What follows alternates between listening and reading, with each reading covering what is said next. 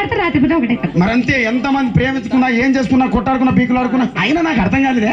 చెప్పు. స్నానం కొట్లాడతారు, రాత్రి కాగానే ఒకటైతారు. మళ్ళా ఇంత దానికి ఎందుకు కొట్టాడుకునేది? అవును, అసలు కొట్లాడుకోవద్దు ఎవరు. అందుకే అందరూ కూడా సంతోషంగా ఉండాలి, అంతే మనం ఉన్నట్టు. సరేనా? కానీ ఆ మాట మాత్రం ఏ మాట? మాట మాట మాటి మాటి మాట